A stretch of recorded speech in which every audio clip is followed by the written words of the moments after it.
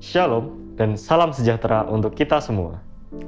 Selamat pagi kami ucapkan kepada segenap warga UKDW yang terkasih. Selamat datang dan selamat bergabung bersama kami dalam ibadah perdamaian dunia hari ini, Senin 27 September 2021. Marilah kita merendahkan diri di hadapan Tuhan dan mengakui bahwa ibadah ini kita dasarkan hanya dalam nama Allah Bapa Sang Kedamaian, Yesus Putranya yang anti kekerasan, dan Roh Kudus Sang Sumber Kasih. Anugerah kasih dan berkat perdamaian yang telah kita nikmati di sepanjang hidup kita, sungguh patut kita syukuri. Namun, tidak selalu kita mampu menunjukkan kasih dan perdamaian yang Kristus sendiri ajarkan dalam tiap sendi kehidupan kita. Tidak jarang kita lebih memilih jalan kekerasan daripada jalan nir kekerasan. Tidak jarang pula kita lebih suka menyakiti orang lain dan tanpa sadar mendukung budaya kekerasan dan melestarikan perang. Oleh karena itu, dalam ibadah ini, marilah kita memeriksa diri dan memohon anugerah Tuhan agar kita bisa kembali menjadi duta-duta perdamaian. Marilah kita awali ibadah kita hari ini dengan bersama-sama menyanyikan nyanyian Gita Bakti 345 ayat 1, 2, 3 berjudul Allah Sumber Rahmat.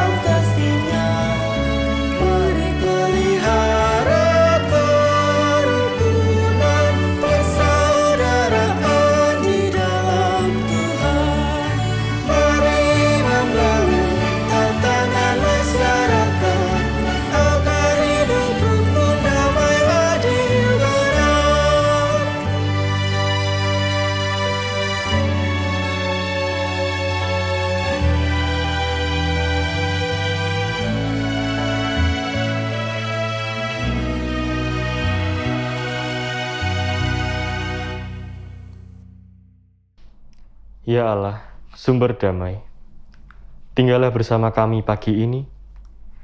Kami ingin bertobat dari jalan kekerasan dan mendengarkan wejangan perdamaian dalam firman-Mu. Bantulah kami agar menjadi umat-Mu yang kudus dan pembawa damai. Agar kami bisa mengikuti jejak Kristus hingga mampu mengasihi sesama, mengasihi musuh-musuh kami, berdamai dengan siapa saja.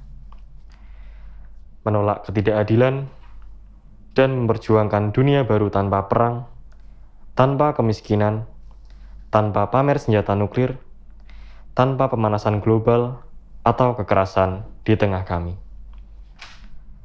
Kami memohonkan doa ini hanya di dalam nama Tuhan kami, Yesus Kristus, penganut nir kekerasan, yang sekaligus adalah saudara, guru, sobat, dan gembala kami yang agung. Amin.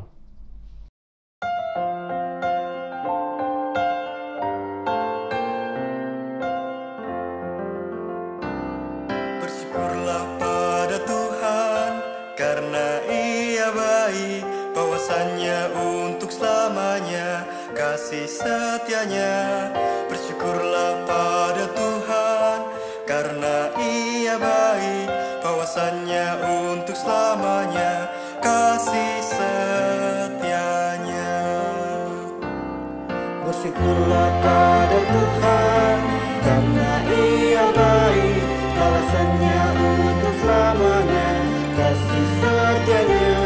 Bersyukurlah pada Tuhan, karena Ia baik, bahwasannya untuk selamanya kasih setianya. Tuhan itu kekuatanku dan mazmurku, Ia sungguh telah menjadi keselamatanku. Sorak-sorai kemenangan sudah menggema dari kemah orang benar. Tangan Tuhan melakukan keperkasaan, meninggikan orang-orang yang benar. Aku tidak akan mati, tapi hidup, dan ku akan menceritakan karya-karyamu. Tuhan telah menghajar aku dengan keras, tapi Ia tak serahkanku pada maut. Bukakan ku pintu gerbang kebenaran-Mu, aku ingin masuk untuk bersyukur. Bersyukurlah pada Tuhan, karena Ia baik, bahwasannya untuk selamanya kasih setianya. Bersyukurlah pada Tuhan, karena Ia baik, bahwasannya untuk selamanya kasih setianya. Ini pintu gerbang Tuhan, puji Tuhan, orang benar akan masuk ke dalamnya. Aku bersyukur padamu, Kau menjawabku dan telah menjadi keselamatanku. Batu yang sudah dibuang tukang bangunan, ini sudah jadi batu penjuru. Hal ini telah terjadi dari Tuhan, suatu perbuatan ajaib di mata kita. Ini hari yang dijadikan Tuhan. Bersoraklah dan bersuka karenanya. Bersyukurlah pada Tuhan, karena Ia baik, bahwasannya untuk selamanya kasih setianya.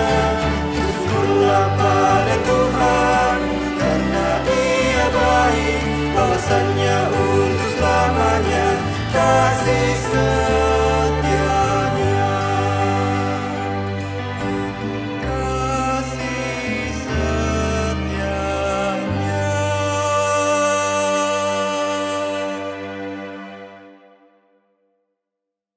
Ya Tuhan, sumber damai, saat ini kami ingin duduk di sekeliling firman-Mu.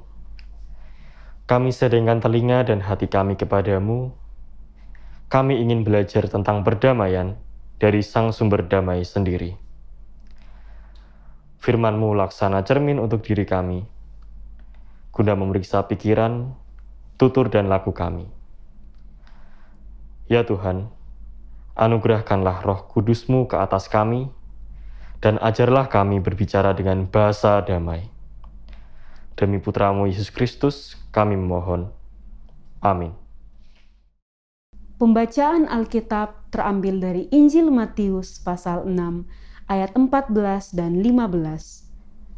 Karena jikalau kamu mengampuni kesalahan orang, Bapamu yang di sorga akan mengampuni kamu juga. Tetapi jikalau kamu tidak mengampuni orang, Bapamu juga tidak akan mengampuni kesalahanmu. Demikianlah firman Tuhan. Selamat pagi, Bapak, Ibu, dan saudara-saudara yang dikasihi oleh Tuhan. Shalom. Pada pagi hari ini, dalam ibadah kampus UKDW, kita akan merefleksi dan sharing dalam rangka ibadah perdamaian internasional UKDW dengan mengambil tema Walking in Integrity. Jadi salah satu dari nilai-nilai kedutawajanaan kita dengan subtema hubungan interpersonal, konflik dan solusi. Bapak, Ibu, dan saudara-saudara yang kekasih, kata kunci di sini adalah konflik, ya. Nah, kalau kita mendengar kata konflik, tentu yang terpikir oleh kita segala sesuatu yang tidak menyenangkan.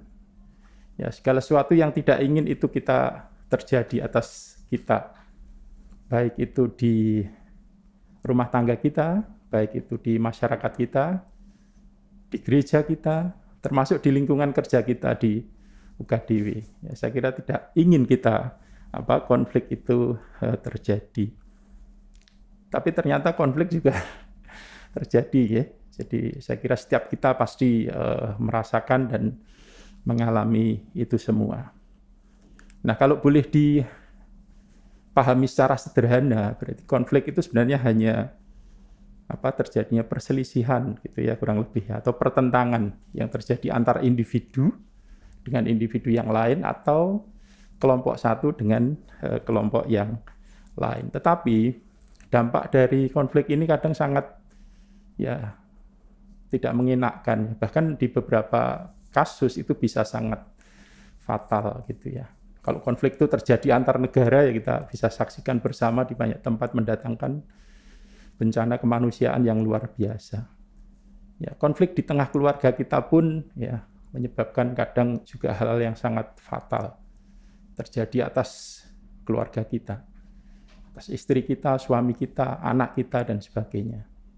Saya kira juga di lingkungan kampus kita bisa saja terjadi hal seperti itu. Nah, saya dari background biologi, saya seorang ekolog. Setiap kali mendengar kata konflik ini, nah, alam juga penuh dengan konflik, ya, hidupan liar itu. Kalau kita saksikan kehidupan hewan, ya, di alam liar, ya, kalau kita saksikan di National Geographic atau di channel-channel YouTube yang lain, itu konflik terjadi, ya, antar mereka dalam ekosistem, ya, di habitat itu, ya. Dan kadang sangat mengerikan, gitu ya.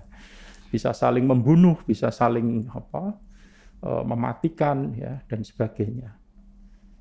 Nah, pemicunya itu relatif sederhana sebenarnya kalau kita bicara konteks di alam, itu ya. Perebutan habitat atau tempat tinggal, perebutan makanan, ya, atau perebutan pasangan. Ya, tapi kadang dampaknya bisa sangat mematikan, ya, lewat perkelahian, ya, bahkan saling memangsa, ya, satu dengan yang lain.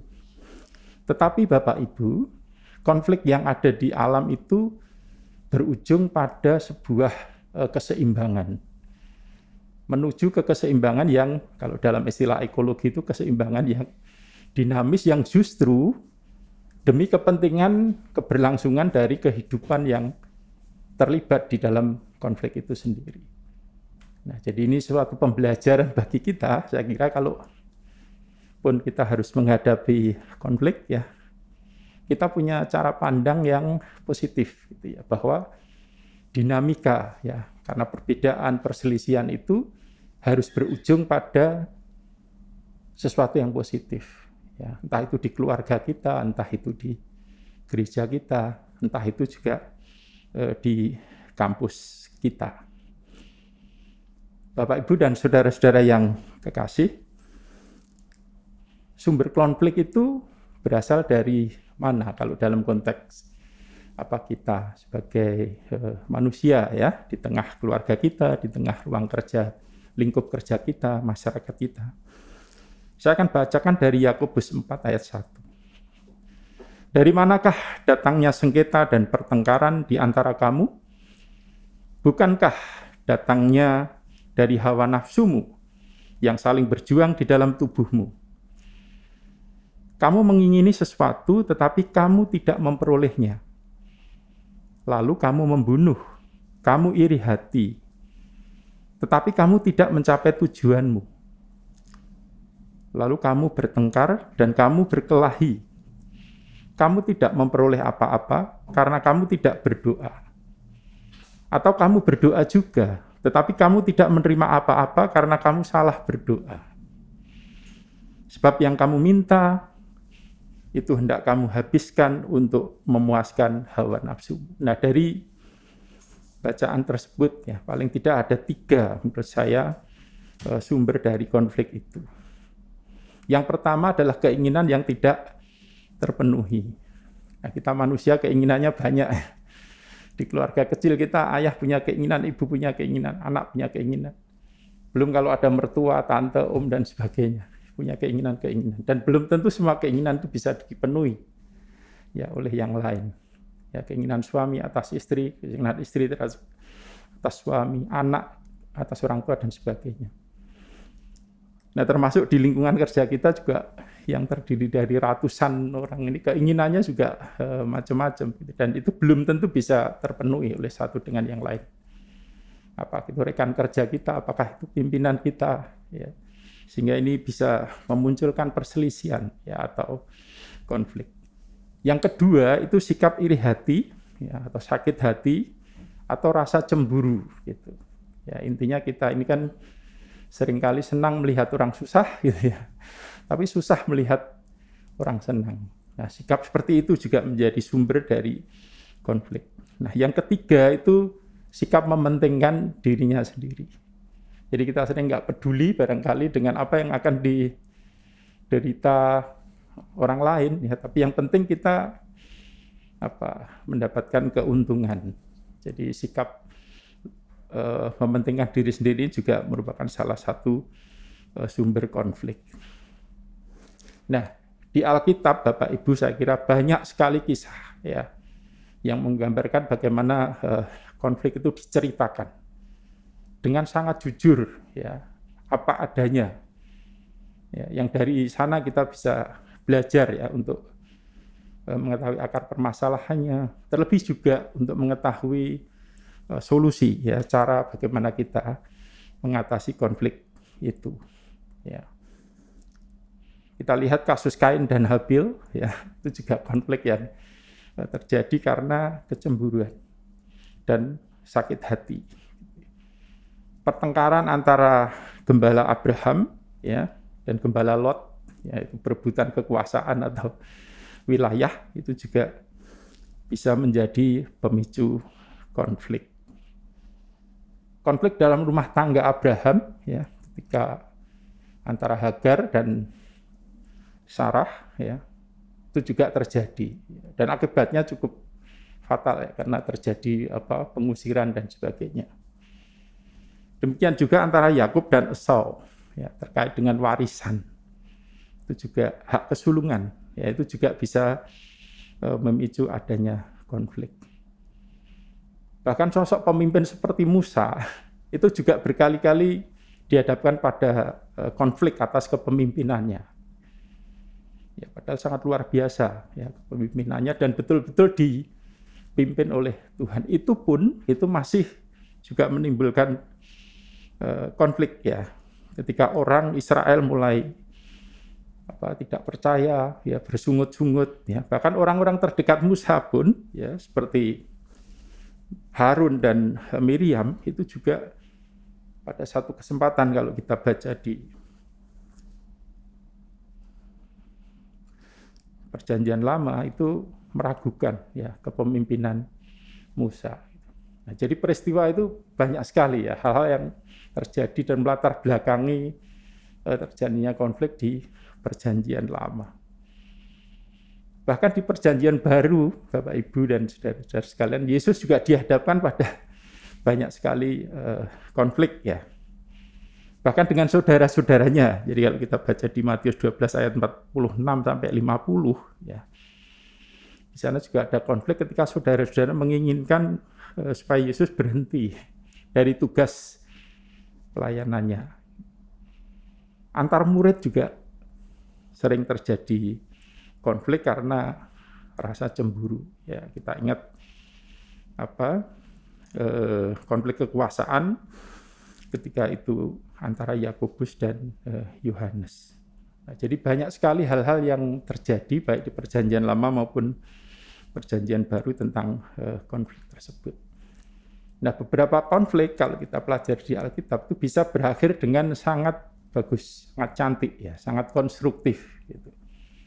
Jadi kalau kita baca dengan cermat konflik antara gembala Abraham dan Lot tadi ya, ada solusi ya, sehingga kedua-duanya boleh menguasai wilayah tertentu dan boleh sejahtera karena keputusan atas konflik yang bijaksana. Tetapi banyak sekali konflik-konflik yang tidak berakhir dengan positif ya atau konstruktif. Justru sebaliknya ya, yang bersifat destruktif. Nah, Bapak Ibu dan saudara-saudara, saya kira kita perlu belajar ya dari Alkitab bagaimana Alkitab ini memandang konflik itu sendiri.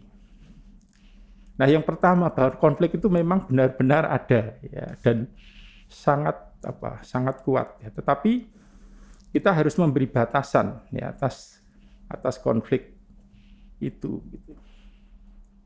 Kalau kita baca di Amsal 18 ayat 19 disebutkan, dan pertengkaran adalah seperti palang gapura. Jadi kokoh sekali dan nyata ada. Ya, jadi itu harus kita sadari bersama-sama. Nah, lalu yang kedua itu mencegah atau menghentikan konflik itu tidak mudah. Ya, sangat sulit gitu. Digambarkan oleh Amsal 27 ayat 15 sampai 16. Ya, bagaikan seorang istri yang suka bertengkar, serupa dengan tiris yang tidak henti-hentinya menitik pada waktu hujan. Siapa yang menahannya, menahan angin, dan tangan kanannya menggenggam minyak. Ya, jadi konflik seperti itu ya, sulit sekali dihentikan. Oleh karenanya kita harus sangat hati-hati sebelum kita memutuskan untuk ya dalam tanda petik berkonflik dengan orang lain. Sangat sulit dihentikan dan dampaknya sangat melukai. Dan lukanya itu lama untuk bisa pulih gitu. Lalu yang ketiga, jangan membuat konflik yang sesungguhnya tidak ada. Nah, ini barangkali juga sering terjadi di kehidupan kita sehari-hari, hal-hal sepele. Itu bisa kita jadikan sumber konflik gitu. Yang akibatnya juga bisa sangat fatal. Ya, oleh karena hal seperti ini harus dihindari ya untuk menjadikan hal yang nggak perlu sebagai sumber konflik. Kalau kita baca Amsal 3 ayat 30, jangan bertengkar tanpa sebab dengan seseorang yang tidak pernah berbuat jahat kepadamu. Jadi kita harus hati-hati sekali untuk, kalaupun kita harus berselisih, kita harus berargumentasi dengan orang lain, betul-betul atas hal yang sangat sangat substansial ya untuk lembaga kita, entah lembaga rumah tangga kita atau lembaga duta wacana kita ini. Lalu hidup dengan konflik yang keempat itu juga membuat kita tidak tenang. Ya, saya kira itu wajar ya, kita nggak ingin sebenarnya intinya kita berkonflik ya. Seperti istri tadi yang bertengkar seperti tiris ya. Kalau kita hujan itu kalau dengar suara tok terus kan nggak nyaman ya. Nah, itu konflik itu bisa seperti itu. Lalu yang kelima, jangan ikut campur ya atas konflik orang lain. Jadi kalau di Amsal 26 ayat 17 dikatakan orang yang ikut campur dalam pertengkaran orang lain adalah seperti orang yang menangkap telinga anjing yang berlalu. Ya, ikut campur artinya ada keberpihakan pada salah satu pihak gitu. Tidak netral. Nah, itu yang mungkin harus hati-hati karena itu bisa justru akan kembali ke kita, menjadikan kita bagian dari konflik itu sendiri, bukan sebagai pendamai. Nah, itu beberapa cara pandang Alkitab tentang konflik. Ya. Lalu Alkitab juga menawarkan solusi, Bapak, Ibu, dan saudara-saudara yang terkasih. Ya. Yang pertama, menghindari konflik. Ya, selama itu memungkinkan. Ya, kita bisa belajar dari Titus 3 ayat 9, dikatakan, tetapi hindarilah persoalan yang dicari-cari dan yang bodoh, persoalan silsilah, percekcokan, dan pertengkaran, karena semua itu tidak berguna dan sia-sia belaka. Jadi seperti saya katakan di depan tadi, hal sepele, ya jangan dijadikan sumber dari konflik. Ya. Kalaupun potensi konflik itu ada, dicoba untuk dilihat ya cara-cara untuk mengantisipasi dan menghindari. Ya, tentu menghindari lebih baik daripada mengatasi. Jadi kita harus mampu untuk melakukan itu. Yang kedua, meminta pertolongan dari Tuhan. Nah, Bapak, Ibu, dan saudara-saudara yang kasih, seringkali kita mengandalkan pada kemampuan kita sendiri di dalam menyelesaikan konflik, atau mengandalkan orang lain ya, di dalam menyelesaikan konflik. Tetapi firman Tuhan mengajarkan kita untuk mengandalkan dan meminta pertolongan pada Tuhan. Kita baca di Amsal 16 ayat 7, jikalau Tuhan berkenan kepada jalan seseorang, maka musuh orang itu pun akan didamaikannya dengan dia. Jadi pertolongan utama kita dalam menyelesaikan konflik adalah Tuhan. Ya. Seperti yang terjadi pada Yakub dan Esau, ya, sampai Yakub bergulat ya dengan malaikat Tuhan ya, untuk memperoleh kepastian bahwa dia ditolong oleh Tuhan. Lalu yang ketiga, menjadikan firman Tuhan sebagai penuntun. Ya, jadi kita senantiasa kembali ke Alkitab, ya, bagaimana kita bisa memperoleh solusi darinya. Ya, kalau kita baca di 2 Timotius 3 ayat 16, segala tulisan yang diilhamkan Allah memang bermanfaat untuk mengajar, untuk menyatakan kesalahan, untuk memperbaiki kelakuan, dan untuk mendidik orang dalam kebenaran. Jadi kita harus mengandalkan pada firman Allah ya, untuk menuntun kita mencari solusi di dalam mengatasi konflik. Lalu yang berikutnya adalah kita menawarkan perdamaian. Ya. Kalau kita yang berkonflik, kita harus berani merendahkan diri kita ya, untuk menawarkan jalan damai.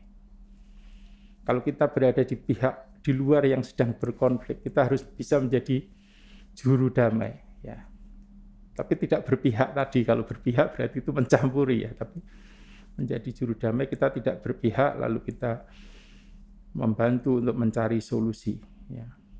Matius 5 ayat 9 mengatakan, berbahagialah orang yang membawa damai karena mereka disebut anak-anak Allah. Nah, anak-anak Allah harus jadi pendamai ya atas segala konflik yang ada.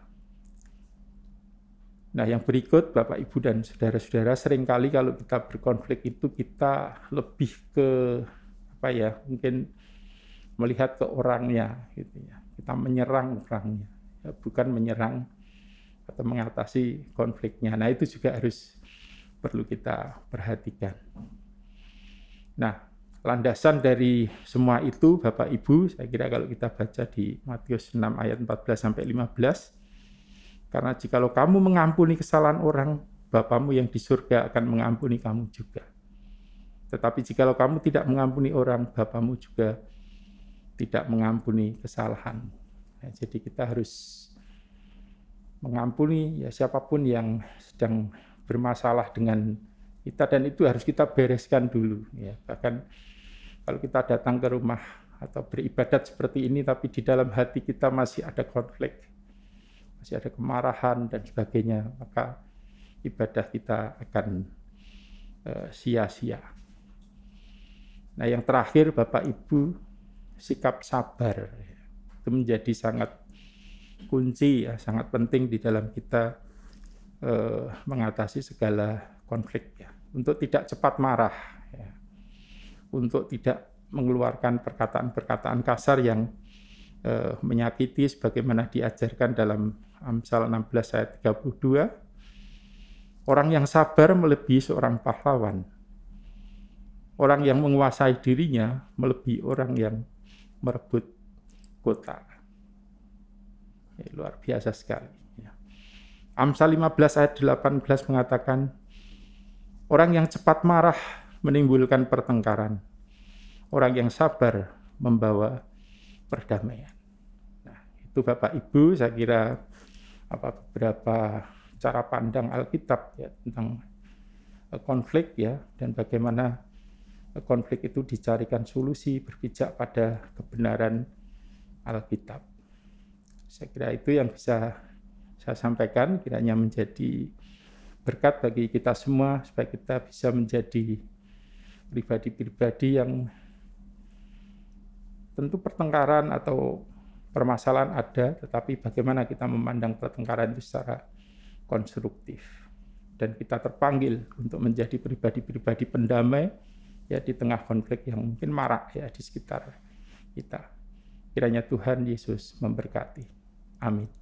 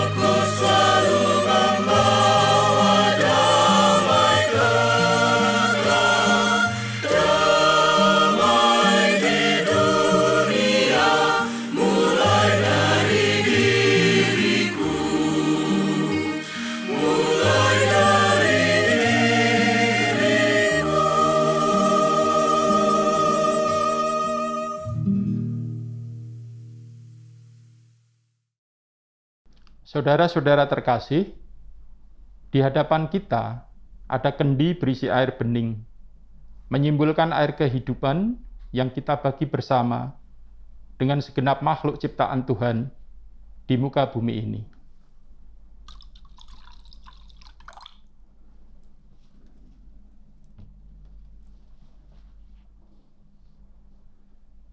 Sejumput garam ini adalah simbol kepedihan dan air mata korban politik di Afghanistan.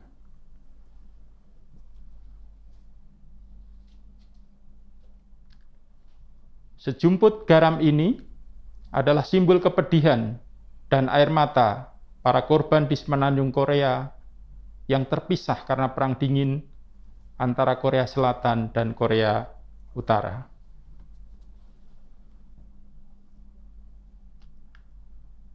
Sejumput garam ini adalah simbol kepedihan dan air mata para korban meninggal dunia akibat pandemi COVID-19.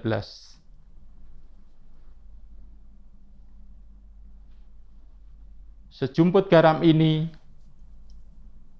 adalah simbol kepedihan dan air mata para korban kesehatan di distrik Kiwirok, Papua, menjadi korban KKP saat menjalankan tugas kemanusiaan di sana.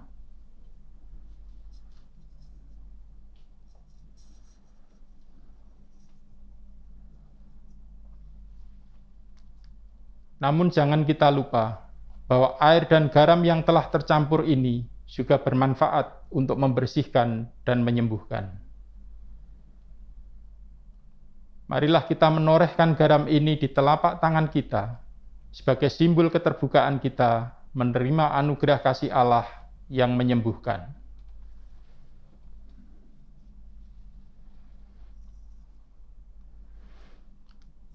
Juga sebagai simbol komitmen kita untuk memulihkan perpecahan di antara pribadi melalui doa, kata-kata, dan tindakan kita.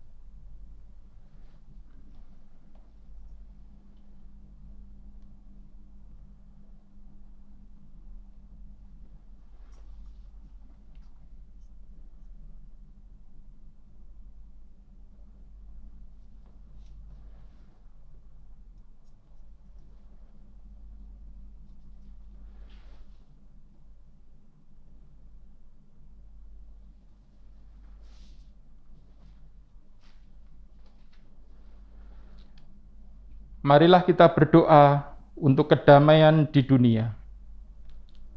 Ya Tuhan, kami berdoa untuk semua orang yang mengusahakan perdamaian, rekonsiliasi, dan kepenuhan hidup bagi banyak orang. Anugerahkan kebijaksanaan, keberanian, dan kebulatan tekad untuk melahirkan perdamaian dengan tetap menyandarkan diri pada Roh Kudus dan kekuatan-Mu. Kami juga berdoa bagi diri kami sendiri, agar kiranya damai-Mu nyata dan hadir di dalam diri kami. Ya Allah sumber damai, dengarkanlah dan kasihanilah kami. Amin.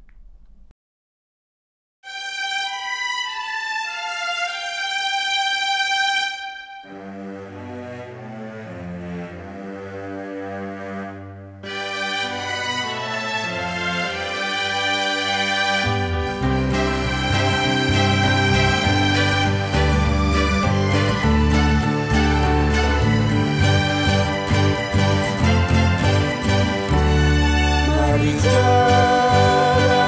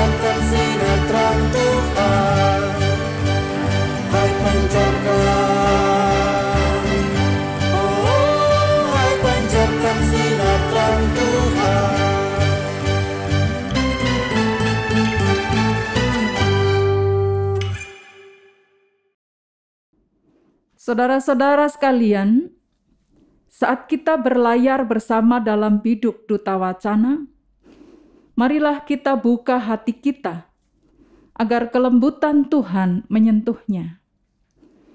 Ketika panji-panji Duta Wacana kita kibarkan tinggi, ingatlah untuk membuka pikiran kita agar hikmat Allah meneranginya. Ketika Mars Duta Wacana kita nyanyikan dengan lantang, jangan lupa untuk membuka hidup kita agar kita berani menanggapi ajakan Allah untuk berjalan bersamanya di jalan perdamaian yang berliku-liku. Kita adalah satu bangsa Indonesia. Bersama banyak bangsa di dunia, mari kita berusaha membangun harapan melalui jalan-jalan perdamaian. Agar segenap rantai-rantai hambatan yang membelenggu dunia ini dapat kita patahkan, supaya kita bisa menari dengan bebas. Sekarang, lanjutkanlah tugas dan panggilan saudara masing-masing, serta terimalah berkat dari Tuhan. Tuhan memberkati engkau dan melindungi engkau. Tuhan menyinari engkau dengan wajah-Nya dan memberi engkau kasih karunia. Tuhan menghadapkan wajah-Nya kepadamu dan memberi engkau damai sejahtera. Amin.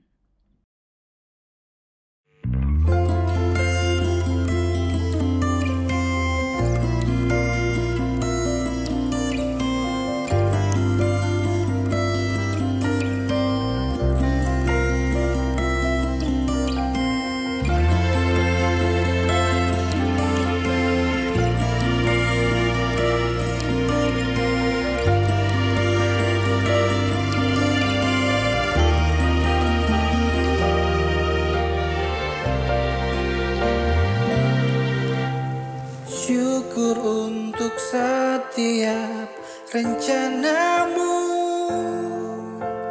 dan rancanganmu yang mulia. Dalam satu tubuh kami bersatu menjadi duta kerajaan-Mu. Ku ucapkan berkat atas Indonesia, biar kemuliaan Tuhan akan nyata.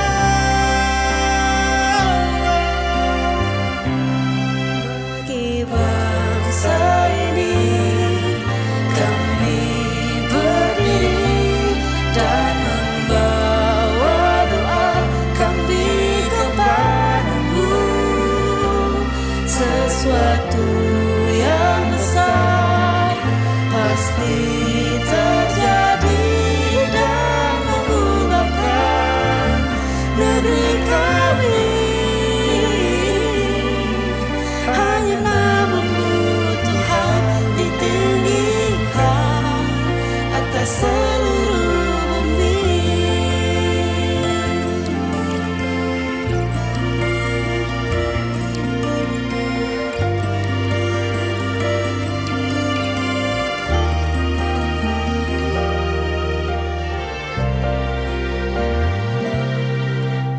Syukur untuk setiap rencana-Mu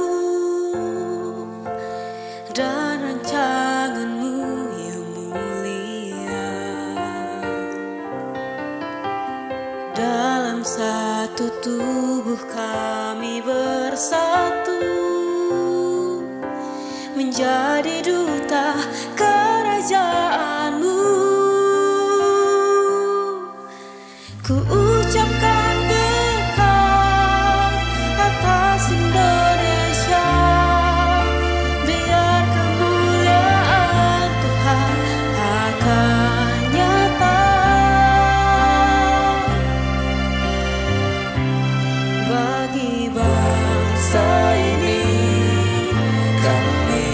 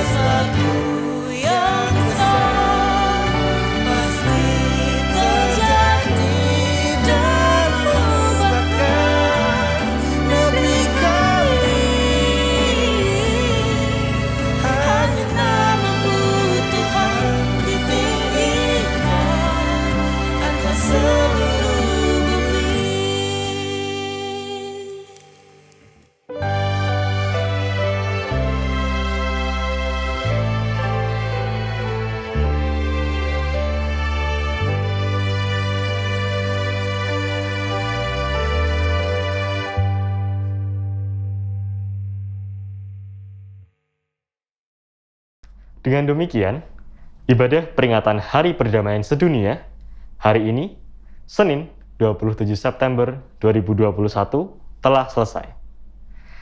Kepada segenap pemusik dari Didaktos Orkestra, para penyanyi, Didaktos Choir, tim multimedia PKK, serta Bapak Dr. Andes Kisworo, MSc, selaku pembawa firman, kami ucapkan terima kasih atas pelayanannya dalam ibadah ini. Ucapan terima kasih juga kami sampaikan kepada segenap warga UKDW atas perhatian dan partisipasinya dalam ibadah ini. Tidak lupa, kami ingin mengundang Anda sekalian untuk mengikuti kembali ibadah secara online pada hari Senin yang akan datang.